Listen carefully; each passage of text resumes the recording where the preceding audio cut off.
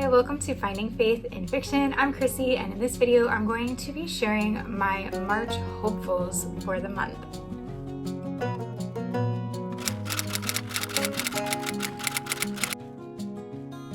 If you're new to my channel, welcome. If you've been here before, welcome back. I am excited to jump into a new month with new reads. Last month was a crazy reading month with the Christian Fiction Fairy Tale February reading challenge that I did. It was so good. I read so many good fairy tale retellings, but if I'm being honest, I'm fairy taled out and I'm ready to get back to some more general Christian fiction, and there are so many new releases coming out this month that I'm so excited to share it with you guys.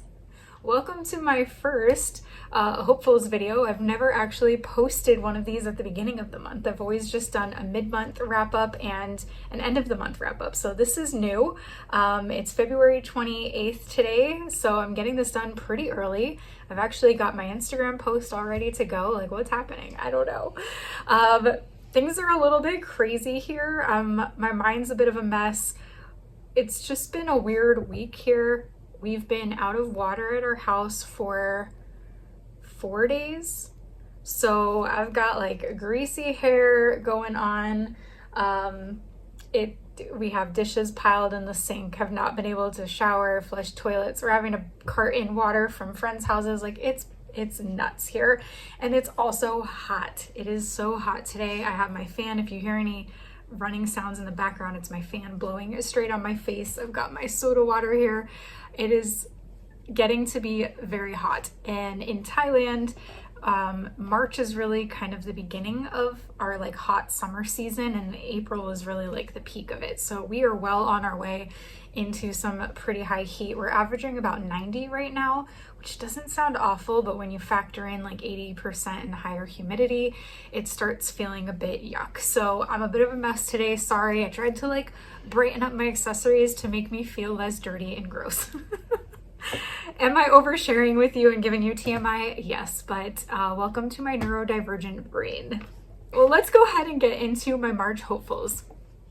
I just posted my February wrap-up, and I did give a bit of a spoiler that I might have lost my mind in the midst of all of these like fairy tales, and I've come too far away from reality because I have 12 books on my March hopefuls.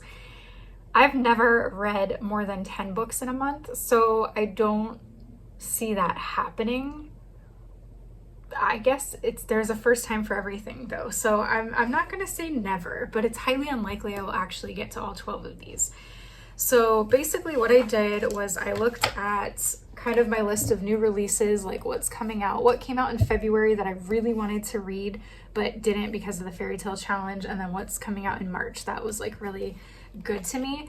And then I also ended up grabbing quite a few ARC reads and jumping on quite a few launch teams as well. Like I said, I've lost my mind. I don't know what I'm thinking. Somebody might need to fly over here to Thailand and pull me out of my insanity by the end of the month. It's gonna be interesting. So yeah, I made my March list. I always like just jot down like my top picks for the month. Again, these are always subject to change because I'm a mood reader. I won't be reading these in order, but I'm going to go ahead and share with you the books that I narrowed down even further from this list. Not very much though, honestly. I think I have all but one of these or two of these on my actual hopeful. So here is my image that I'll be posting on Instagram that has all 12 of the books. You'll notice there's little symbols for Netgalley books, ARC books that are not from Netgalley. And then I also note if they're Kindle Unlimited as well, because I try to take advantage of that. I'm actually I got pretty lucky this month. Most of the books are going to be free through Kindle Unlimited besides what I pay per month, or ARCs, or I was able to somehow grab a free copy. I don't even remember. I think it was, yeah, one of the books, the author was just like, hey, sign up for my newsletter, or, you know, click the link here for a free copy of this book. And I was like, what's even happening right now? Because it was a new release that just came out, I think. Yeah, it just came out at the end of February. So I'm like, how is this book free? So anyway, I've got a copy of that. So there are really only 2 books on this list that I would need to pay out of pocket for. And they are on the slightly higher end of what I like to pay, but honestly, I think with the rest of them being free, I could definitely make it work in my budget. So let's go ahead and get into it. Okay, the first book of March that I know I'm going to be starting with, because I've actually already started reading this. I kind of had to flip one of my February books with this one because I'm just sitting and waiting for it. It's an ARC book, so I will be reading that as well, but I'm counting it towards my February totals, not for March. So anyway, the one I'm currently reading right now, even though it is not technically March yet, is Claire Holloway is Winging It. And this is by Angela Ruth Strong.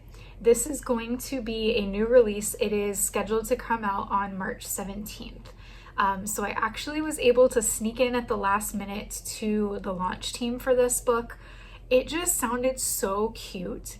And I'll read you the description, but maybe because I'm like a world traveler and I've traveled all over the place, it just kind of sounded like a fun book for me. So, all right, here goes. A romance in the skies from an award-winning author and flight attendant. After Claire Holloway's dream of becoming a ballerina plummets, she's left with her boyfriend as her only support until she decides to become a flight attendant for free travel. Based out of state, she moves into a crash pad with a gaggle of other flight attendants, and her fear of losing Wyatt seems to become a reality. First Officer Nathan Stewart, a bit cynical since he and his fiancée broke up, meets a somewhat frazzled Claire on her very first day in the Seattle airport. When they end up on the same crew, he takes her under his wing and they quickly bond. When Claire's once supportive boyfriend's attitude sours into resentment, she's left wondering whether her newfound joy is the right way to go.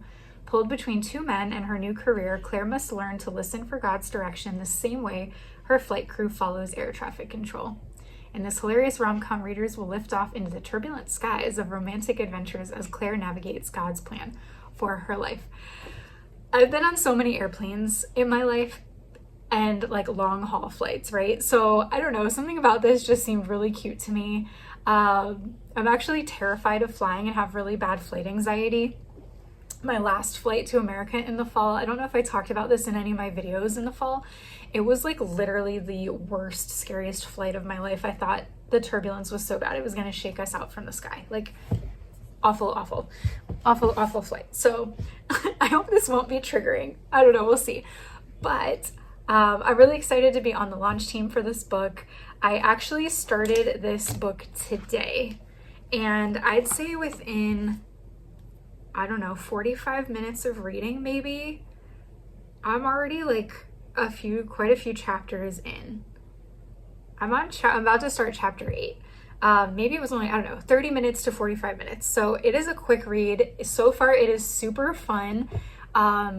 There's so many jokes and like funny puns and like witty banter so far. I'm like really loving it. And you can definitely tell that the author used to be a flight attendant, or maybe still is, I'm not sure. Sorry, Angela, I should probably know that. Because like she just knows there's so many like actual like terminology from planes and flight attendants and everything. So I'm actually learning a lot about kind of just the process of being a flight attendant. So yeah, I'm really excited. I'll definitely come back with a review video at some point since I'm on the launch team and share a little bit more about my thoughts on it. But I do anticipate this being a pretty highly rated book just based on the 7 chapters that I've read so far. So super excited for this one. This will definitely be a read that I'm reading because I'm already reading it. It's not a hopeful, it is a in progress read. So also just a quick note I'm going to squeeze in here. If you're ever curious what I'm currently reading, because YouTube and Instagram are always a little bit behind, feel free to follow me on YouTube, or feel free to follow me on Goodreads by the same name, Finding Faith in Fiction. I always post what I'm like actually in progress of reading, so you can get like a more up-to-date kind of view of what's going on there. You're also welcome to check out my lists. Basically, as I hear about new Christian fiction books that look good to me, I organize them into lists by genre. So you'll see Christian fiction, Christian rom-com, Christian fantasy, Christian sci-fi dystopian, Christian historical fiction, etc., etc.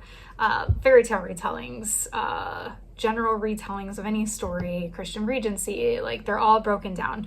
So if you're ever looking for something to read from a particular genre that you know is Christian and you don't have to go filter through, definitely follow me there, friend request me, because I do spend a lot of time looking for new books and organizing them onto my different shelves on Goodreads. So just a quick plug to follow me there in case it's helpful for you at any point. The next book on my March hopefuls list is A Brewed Awakening by Pepper Basham, and this is expected to release in May, so May 5th, 26. So this one's still a bit off, but I still wanted to go ahead and read this one. I got a ARC copy through NetGalley, and so I wanted to read it sooner rather than later to be able to get a review out early enough. All right, let's read the description. Daphne dreams of Mr. Darcy. Finn serves up pints and rock music. Can opposites attract when a tea shop princess meets her pub-owning rival? In the charming mountain town of Wisteria, North Carolina, Daphne Austin clings to tradition like cream to a scone. She's built her life and her late grandmother's tea room, tea time, spelled like the herb time, around all things delicate china, Jane Austen novels, and the comforting predictability of routine. The only thing threatening her perfectly ordered world, the loud, aggravating, handsome Brit opening a pub next door. After his ex-wife broke his heart and his business partner nearly destroyed his career, Finn Dashwood picked up his 6-year-old daughter and left England behind. He's looking for a fresh start, and the last thing he needs is a fussy, tea-obsessed neighbor criticizing his every pint and playlist. It doesn't matter that she's ridiculously kind to everyone else and that his daughter is utterly fascinated by her. Finn's heart is not open to being broken again. But disagreements turn into prank wars and then a competition when a high-profile wedding needs a last-minute caterer. The townsfolk are thrilled. Wisteria hasn't seen this much excitement since the county fair lost a goat. When the wedding demands both sweet and savory fare, Daphne and Finn are forced to put down their swords and pick up their serving trays. Between burnt pastries, brewing tempers, trending hashtags, parentheses, hashtag sips and spats, anyone, and one very adorable little girl, rivalry soon gives way to reluctant friendship and maybe something that feels suspiciously like chemistry. Can a tea shop princess and a pub owner with a past mix their lives as seamlessly as cottage cream and jam, or will their differences keep them steeped in rivalry forever? Just this description is so funny and amusing to me that this book cannot be bad, right? If any of you guys have already read this as an ARC, let me know in the comments what you think. Like, is it as funny as the description? Because this seems so funny. So this is a contemporary romance. I don't do a ton of contemporary romance. I do prefer historical, but because I have loved so many of Pepper Basham's historical fictions lately, I wanted to give one of her contemporary romance another try. I read Authentically Izzy back in 2025 sometime fairly early on, and it wasn't my favorite. I liked the story, but I didn't like some of the characters, and I didn't like the letter text style. It just, I don't know, sometimes I like that style, but a lot of times it's not my favorite. So I'm excited to give this a try. I think I'm gonna like it. I feel like I will have a lot in common with Daphne, Jane Austen fan, tea lover. If you guys don't know that about me, I am like tea obsessed. I'll have to do a tour of my tea cabinet one time and share all the flavors I have. I don't know, let me know in the comments if you'd be interested in seeing that, or is that like way off book track and not interesting? I will talk about tea all day long, and I'm not even British, so there you go. I'm also like highly critical of like loud noises and music blasting from neighbors or anywhere around me, so I feel like I am Daphne and Daphne is me. I don't have a tea room, but it is a dream of mine, and my cousin owns a tea room, so close enough. Whew. Soda water, so refreshing. Okay, so that is a book that I'm going to probably read earlier on. I think I'm going to try to get most of the ARC reads done and out of the way so I don't forget about them, because back in the fall I had signed up for some NetGalley books and forgot about it. They take sometimes so long to approve books on NetGalley, and went to America and was like not paying very close attention, and it turns out they had approved the books, and like 2 months passed by and I hadn't read them, and then they were archived, and so it kind of like dropped my, I don't know if it's called ranking, but now basically publishers are like being nitpicky about giving me books because it looks like I dropped the ball. And I didn't mean to. I was just kind of lifing. So I'm really excited to have some new arcs to read and get back on track with. But I want to make sure I get them done early so I don't get back in the Netgalley jail again. The next arc read I got, which was also coming from Netgalley, is The Lumber Baron's Wife. This one also does not come out till April. So it releases April 14th. So I do have some time, but again, I'm just going to go ahead and read it. And this is one that I've been seeing so much about. And I'm going to give it a try. I think this is a new to me author. I'm pretty sure. Lynn Austin. Yeah, I don't think I've read any by Lynn Austin, and I've been wanting to, so I'm excited to read this book. A lot of channels have been talking about it, and I've been doing arc reads, so we shall see. It is historical fiction, Christian historical fiction, of course. And let's see. When the young wife of a powerful lumber baron vanishes into the woods of frontier Michigan, her friend is left to unravel the truth in this captivating dual timeline novel from best-selling author Lynn Austin. 1873. After a devastating loss, Hannah Wagner never imagined she'd leave her comfortable home for the harsh, unfamiliar wilderness near Lake Michigan. But when Henry Abernathy, a friend of her husband John, offers them a fresh start in a booming lumber town where John's skills as a doctor are sorely needed, Hannah reluctantly agrees. There she meets Kate Abernathy, Henry's spirited, much younger wife. Kate's sharp tongue and outsider status have made her unwelcome among the town's elite, and when she begins confiding in Hannah, it's clear her marriage is not what it seems, and that a secret from her past could destroy everything. Present day. Ashley Gilbert never planned to settle in Michigan, but when her husband lands his dream job as a conservationist, she agrees to follow. While restoring their historic home built in the 19th century for a doctor and his wife, Ashley becomes captivated by its past and connection to the nearby Abernathy mansion, now being transformed into a museum. While volunteering with the restoration, she stumbles upon the unsolved mystery of Kate Abernathy's disappearance. What begins as curiosity soon becomes a quest for the truth, one that will connect her to two women whose stories and struggles echo and inspire her own. So this is a standalone historical fiction, themes of marriage, grief, and female friendship. So I am always a little bit weary about mysteries, but it's tagged as a mystery, but has historical fiction tagged like 3 times. So I'm hoping that it's more historical fiction than mystery, and I'm hoping it's not too murdery, but we'll see. We'll see. I don't know. Sometimes I read books and I'm like, these are too murdery for me, too much mystery, too much suspense. But I'm hoping because it looks like it has a focus on the historical fiction that it'll be okay. I guess I could read some of the reviews and see, but we're going to give it a try. I already signed up for it, so we're going to give it a try. The next book on the hopefuls list is A Ranger, a Wolf, and a Really Bad Tent, a clean, no-spice Christian rom-com by Cassandra Joel.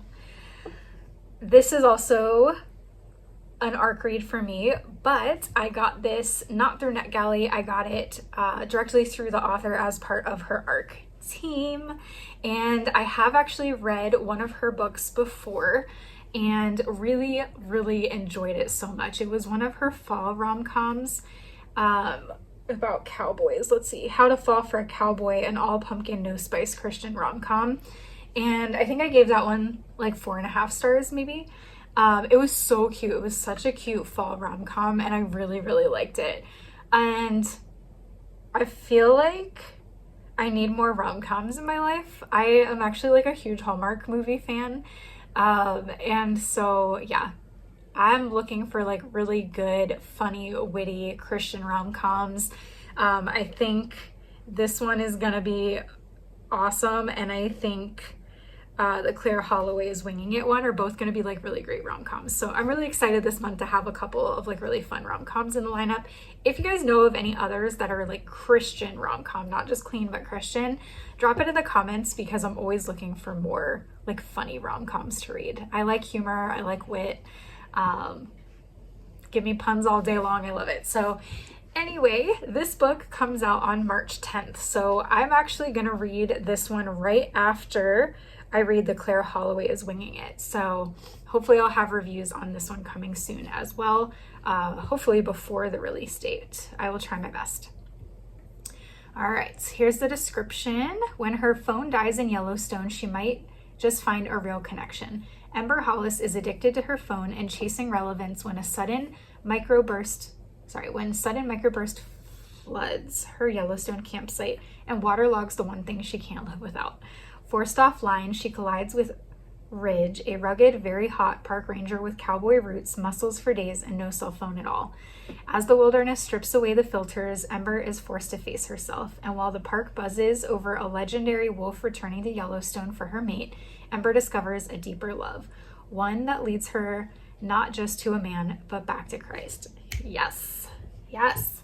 I love that. I love when romances, like, the point is not just that they end up with the dude and that's like what fixes them in their life, but them like coming back to God is what gets their life back on track. You can do both at the same time. So I really love when authors put the focus on the relationship with God above the relationship with the man. Yes, yes, yes. I love that. I'm also like totally an analog girl. I am on my phone. I am on my computer. I work online. I do socials, whatever, but I prefer analog 100%. So I love that this girl is like having to go analog. I think it's going to be really cute. So this is like a really highly anticipated one for me that I'm super, super excited about. Next up on my list of March hopefuls is Mail Order Duchess by Misty M. Beller. And this is book number 1 in the Lord of the Rockies series. So Misty Beller is a new to me author. I have not yet read any of her books, but she actually has a new release coming out. Sorry, no, it already came out in February, called The Mail Order Baron, or Baroness, sorry, The Mail Order Baroness. And so I wanted to go back and read book 1 before I read the new release from February. So this is book 1, The Mail Order Duchess, and then I might read the one that came out in February in either April or May. We'll have to see. But I've heard good things about this series. It's got 4.58 stars on Goodreads, so that's pretty high. So let's read what it is about. 5 sons of an English duke, all raised in the Rocky Mountains, a marriage born of duty, a love neither expected. When Enoch Balfour's eldest brother tragically dies, the weight of family responsibility falls on his shoulders. Now this Montana rancher must train for his role as the next Duke of Clarence and marry the mail order bride his brother sent for. Hardened by loss, Enoch has no intention of opening his heart to a stranger, but duty demands that he produce an heir. Mandy Beaumont, is a desperate young widow fleeing the sinister advances of her brother-in-law. Ew. After arriving in Montana territory to marry a man she's never met, an accident leaves her robbed of her recent memories that conceal a devastating secret. When she discovers she's carrying a child conceived through betrayal and violence, Mandy fears rejection and ruin. Yet in Enoch, she finds an unexpected protector whose fierce gentleness makes her long to trust again. Though Maddie's charm and resilience begin to thaw Enoch's guarded heart, he struggles with his fear of loss. When Mandy's past resurfaces, Enoch must risk everything to save her. If he fails, Mandy will be torn from him, and the love they've begun to embrace could be lost forever. This sounds so good. So dramatic, but so good.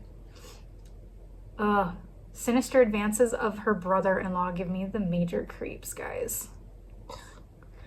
I know they have to be in the books sometimes, but when there are like those villain men characters in the books that are like just like skeezy, it makes my skin crawl. I enjoy them being defeated in the books, but they just really, really creep me out. Okay, so some tropes on this one: mail order bride, amnesia, secret baby, English aristocracy, fish out of water, ready-made family, high-stakes danger, family saga, Rocky Mountain wilderness setting, frontier time period.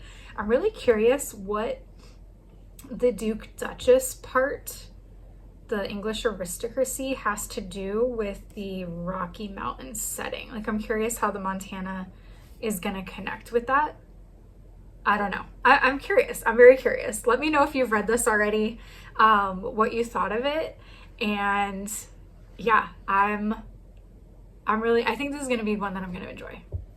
Next up on the list is Unpretentious Lady Jane by Lisa M.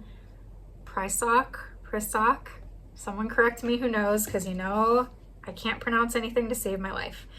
This one came out in February on the 24th, so just a couple of days ago. And this is the one that I ended up getting a free copy of. I don't remember exactly how or what, so I can't even share with you how that happened. If I remember, I'll put it in the comments or in the description box or something. But I literally can't remember to save my life. I just remember being like, oh, that's on my TBR. Let me grab it. Excuse me. Whew. Okay. So, embarking on the voyage of a lifetime, will Jane's heart find safe harbor? Lady Jane Armstrong has a tendency to plummet into mischief and mayhem, which unfortunately brought about the demise of her engagement to Viscount Charles Sterling. Naturally, to avoid further scandals, this also prompted a visit to Manhattan to meet her American cousins, the Winthrop family. Exiled to Newport to spend the summer with her cousins along the seaside, she's surrounded by the suffocating wealth of American aristocracy. But Jane doesn't care about the approval of high society. She is bound and determined to return to England and win Charles back, even if it means orchestrating chaos until her aunt and uncle send her packing. But she must admit there's something different about Henry. Henry Warrington commands an empire of steel and salt water, heir to a shipping dynasty whose vessels dominate every harbor from New York to London, with his father's ultimatum hanging over him like a guillotine. Guillotine? Guillotine. Right? Is guillotine? Guillotine or guillotine? I feel like that's a Spanish word and it's ghee. As an English teacher, I should be better. Securing a bride by summer's end or lose everything, Henry finds himself inexplicably drawn to the wild English rose, leaving destruction in her wake. However, with her knack for getting into trouble and Jane's aunt commissioning an obsessive lunatic artist to paint Jane's portrait, can he manage to keep her safe and win her hand, or will things spiral beyond his control? So this is clean historical romance, romantic suspense, and the Gilded Age. So I think it was in January, I read a couple of Gilded Age books, and they also had like the Newport summer scene going on too. So that should be fun. One of them was, actually both of them were Gabrielle Meyer's books, To Love a Lady and, where did she go? Through Each Tomorrow, which is book 6 in Timeless. Both of those had Gilded Age, either New York or Newport settings. So yeah, excited to get to that one. I do own it, so if I run out of time, I can always read it next month. But it is one that I've had on my list for a while, so I am eager to read it. Next on the list is The Cinderella Plot by Pepper Basham, and this will be 2 books by Pepper Basham in 1 month if I get to them all, but that's okay because I like her books. So, all right, this one releases on March 19th, so we still have a couple of weeks before I can get this one. And this one will be available, from what she said, on Kindle Unlimited. All right, Paisley Harper is invisible, not in a superpower way, more like the people look right through you in the hallway kind of way. She's the girl with the oversized cardigan, random book knowledge, and the uncanny ability to tutor the school's star quarterback without actually being seen as anything more than helpful. Meanwhile, her aunt and uncle's beloved small-town bookstore is under threat from a shiny corporate chain. Her best friend keeps giving her looks that feel suspiciously loaded, and homecoming is looming like a glittery reminder that senior year is running out and she's never been kissed. Enter The Cinderella Plot, a wildly popular self-help book promising total transformation in 5 easy steps: new hair, new confidence, new life, maybe even a date. With nothing to lose except her dignity, Paisley decides to follow the plan, because if fairy tales have taught her anything, it's that invisible girls don't get happy endings unless they change something first. True that. But as Paisley starts stepping into the spotlight, she has to ask herself an important question. What if being seen comes at the cost of being herself? Full of heart, humor, bookish charm, small town magic, the Cinderella plot is a rom-com about friendship, first love, faith, and discovering that sometimes the greatest transformation isn't becoming someone new, it's realizing you were worthy all along. It's so cute. So this one is actually a young adult rom-com romance, and I don't know that I've read a couple young adult last year, but I haven't read any this year. I haven't read a ton of them in general. So yeah, this looks super cute. I'm really fascinated. I don't know if Pepper Basham has other young adult or if this is her first one. I am a little Cinderella'd out, so I might read this one later in the month. And again, this might be one, if I run out of time, that I push into April. We'll see, because I do feel like I need a break from Cinderella and fairy tales.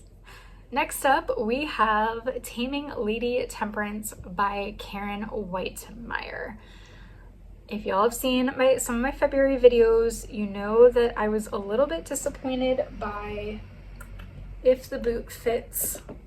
I just had a rough go of it, but I have liked every other Karen Whitemeyer book I've read, so I'm going to give this one a try. Again, this is one that's been like all over BookTube and Bookstagram, and it did come out in February, so I'm a little late, but that's okay. And this is going to be book 1 in the Secret Society of Spinsters series.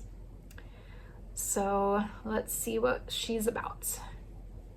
Just so you guys know, I did read these descriptions like a while ago and like put them on my list of books that I eventually want to read, but it's been a while, so I kind of forgot what they were about. So that's why I'm like, oh, so surprised. It's like Christmas, remembering what I liked about it. All right, when passion for justice conflicts with the heart, which will prevail? Noreen O'Sullivan is an enthusiastic member of the Women's Christian Temperance Union and believes herself called to defend the cause of prohibition. When she's invited to join the Secret Society of Spinsters, Noreen jumps at the chance to rally others to her movement and shut down the local saloon for good. However, her passionate campaigning often puts her at odds with the men around her, including the local deputy. Yeah, I could see how in a Western setting that's gonna not go well for her. Oh, there's gonna be attempts on her life. These guys are gonna try to kill her. I don't know, that's just my guess. I hope it doesn't get too murdery. All right, Deputy James Paxton believes in preserving the peace, but Miss O'Sullivan has been disturbing his peace for months. If James wants to be elected sheriff, he can't afford to be seen as her ally. But when Noreen ropes him into helping her plan a temperance march, their growing closeness sparks unexpected feelings. Then tensions escalate at the saloon and accusations fly. James must choose between upholding his badge and protecting the woman who's captured his heart, knowing either choice could cost him everything. Okay, so it says it's a swoony Western romance with a determined heroine, cowboys, prohibition, and the rivals to lovers and duty versus desire tropes. So this could go one of two ways. It could focus on like the swoony, cute part, or it could get into like all of the drunken Western bandits in town want to come after her. I don't know. All right, before I get into this and end up disappointed again, somebody who's read this, please let me know, is this going to be disappointing? Is this going to be like a bunch of attempts on her life and I'm like so exhausted by all these murder attempts? Or does it focus more on the romance? Please let me know, because I don't know if I can handle another Karen Whitemeyer where it's just like murder attempt after murder attempt after murder attempt after If the Boot Fits. I need to know. Help me out, guys. I feel like I will be in a better place this month to be able to handle it than I was in February, but still, I don't know. Life is tough and dark, and there's so many bad things happening in the world that a lot of times I just don't want to read about murders and people trying to kill each other. All right, guys, we're getting close to the end. We've got 4 more books, so hang in there with me. The next book that is on my March hopefuls is Millie in Progress, and this is by Sarah M. Blackburn, and this is another new to me author who I actually just found out about recently. I happened to see this book somewhere, and again, I'm sorry, I can't remember where it was, if it was on Avid Readers on Facebook or if it was on the author's page or someone else posting. I don't remember. And this one, I'm torn about because let me read it and then we'll get into why I'm torn. I always put the cart in front of the horse. All right. She developed an AI to fix her coworkers. It just might fix her life instead. Millie Foster wants to build apps that make people's lives better. What she doesn't want is to argue endlessly with coworkers who seem allergic to logic. So when she loses yet another boardroom battle, Millie figures if she can't understand people, she'll program something that can, an AI conversation coach to whisper real-time advice in her ear. It's a perfectly reasonable solution, and no, her recent, entirely overlooked 30th birthday has nothing to do with it. She's not lonely, not at all, and she resents the suggestion. But as Millie tests her creation in everyday life, the results are unexpected.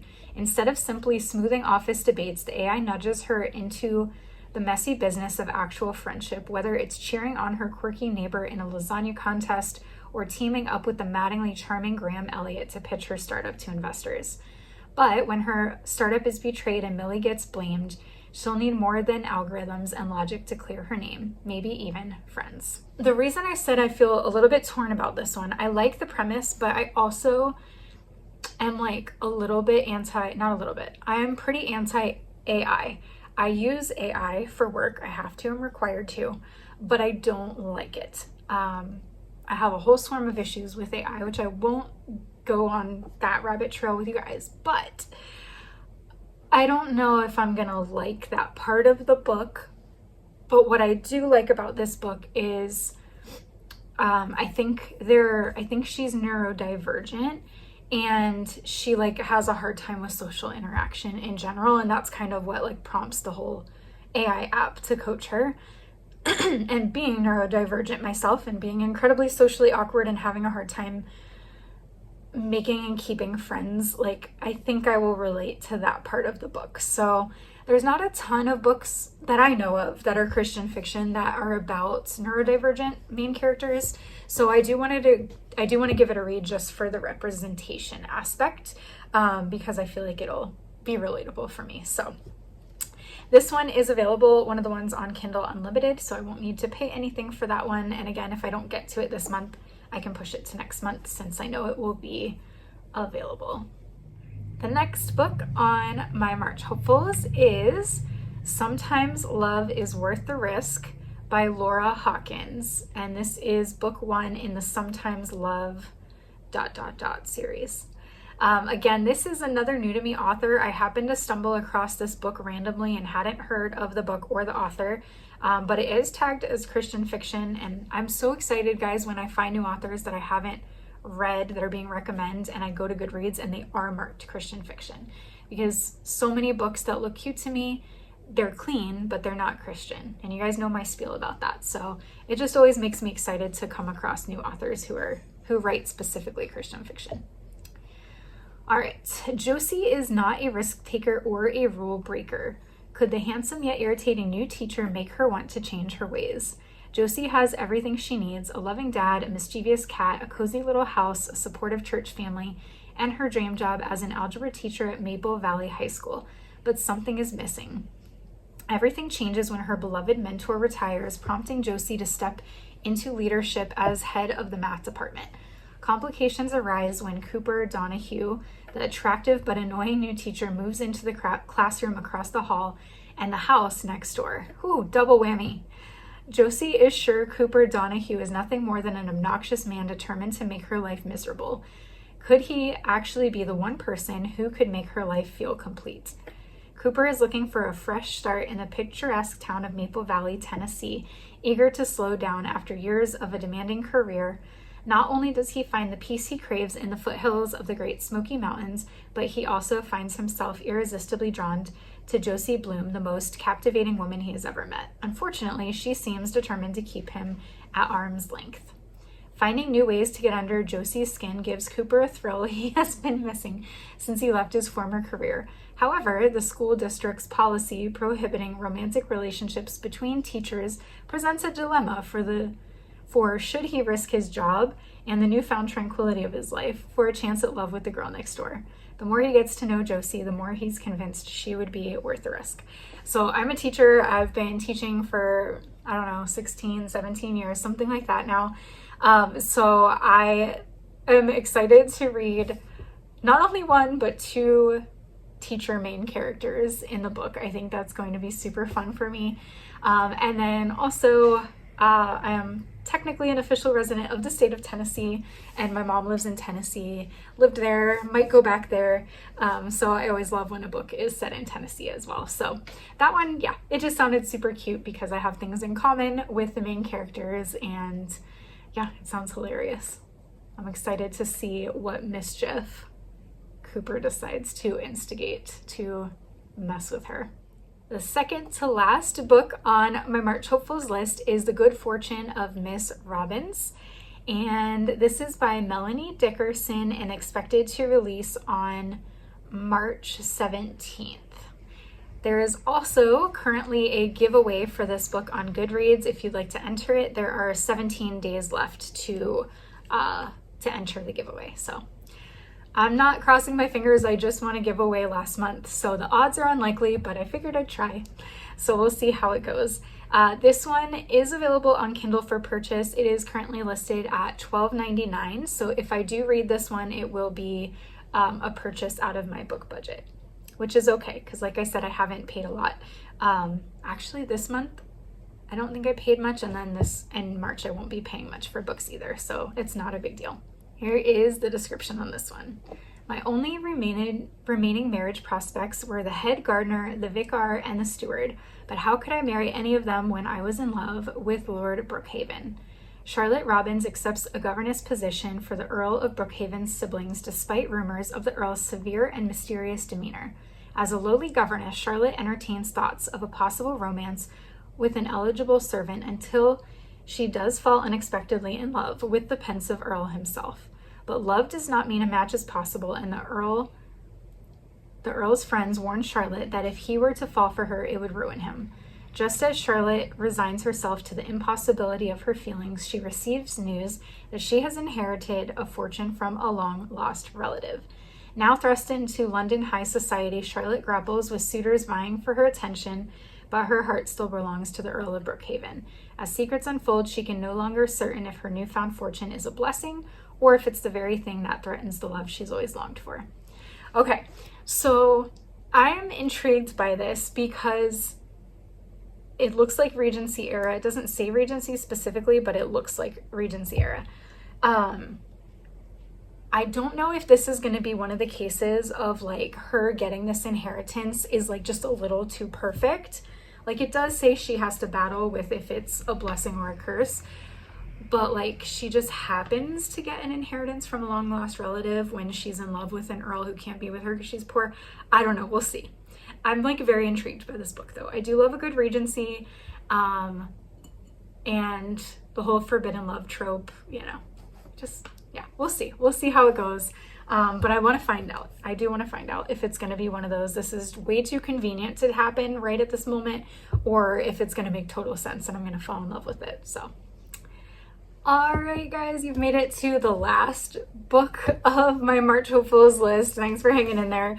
If you've made it this far, drop a heart emoji in the comments. Let me know you're still here and you stuck it out. Appreciate it. I know this is a long one. All right, so the last book is All Booked Up by Melody Carlson. And this is also a new release, and it is expected to release on March 17th, 26. There is also a giveaway for this book on Goodreads. There's still 17 days left of the giveaway, so if you're interested in winning a free copy of this one, head over to Goodreads and yeah, enter the giveaway. All right, so this one is about, all right, it says empty nester and widow Reva Owen lives in the Victorian house that's been in her family for 3 generations, but finances have become a challenge, so she can no longer ignore. Her daughter is pushing her to move, and after considering all her options, Reva knows selling would be the smartest course. But she just can't bring herself to leave years of memories and her cherished library filled with hundreds of books. I mean, she could just like pack them, but okay. When she pursues an alternative, opening her home to women like her who have been forced to make lifestyle changes and need a room to rent, Riva is unprepared for the mix of personalities and I don't think I'm going to be able to read this word today. Peculiarities of her new housemates. She is even more unprepared for Marcus, the handsome and handy older brother of one of her new tenants. The possibility of finding love again feels overwhelming, even as her tenants seem to have romantic schemes of their own. Warm your heart with a contemporary romance story of found family, book lovers, new beginnings, and an unexpected second chance at love in Melody Carlson's delightful signature style. Okay, so I love that there's a lot of bookish things in here. I love like Friend's brother. That all sounds super cute. So yeah, I'm excited to read this one. It's got 4.19 stars so far. So yeah, I don't think I've read any Melody Carlson books yet. I know I've had some of hers on my TBR, but I don't think I haven't actually read any of hers. So I'm excited to give her style a read and see if she's an author that I enjoy reading. And this is another book that is on Kindle and I will need to purchase it. It's currently listed for $11.99 on Amazon. So if I get this far or decide I want to read this one, that'll be a second one that I purchase. But between the two books that I would need to purchase, that's only like $24 for a month. So I don't feel too bad about that. To end the video, there is one more book that I technically should mention. This was actually a book that I was meant to read in February as part of the Simply Bible book club, but it took so long to get to my house that I didn't end up reading it. So C.S. Lewis's Mere Christianity. Somehow I have never read this book. I don't even know how it's possible, but I have not. And I've heard such amazing things about it. And when I saw it was listed on the book club for February, I was like, yay, I'm excited to finally read this. And then by the time it got here, I was like not in the mood to read it. So I'm hoping, even though the book club will have moved on from this book, to try to get it read in March. It might take me 2 months because nonfiction is just slow for me. So we'll see how it goes. I'm probably going to end up behind with that book club anyway. Realistically, I don't know that I'll be able to get to one nonfiction per month. That's just like a stretch for me, especially since for March I have 12 fiction books. But I do need to try to get one nonfiction done. It's so hard for me to try to make myself read nonfiction when all I want to sit and read is fiction. But I'm working on it. If you're in the same boat, let me know. We can be accountability buddies with our nonfiction, because I've just never been one to like sit and binge read nonfiction. So it's cool. It is what it is. All right, guys. Well, I'll be back in a couple weeks for the mid-month wrap up. If I have time to do any like single reviews for my launch team books, I will try to get those up before my mid-month, but we'll see how it goes. If I don't see you before then, I will see you mid-month for the mid-month wrap up. Hope you guys all have an amazing March, and I'll see you in the next video. Bye.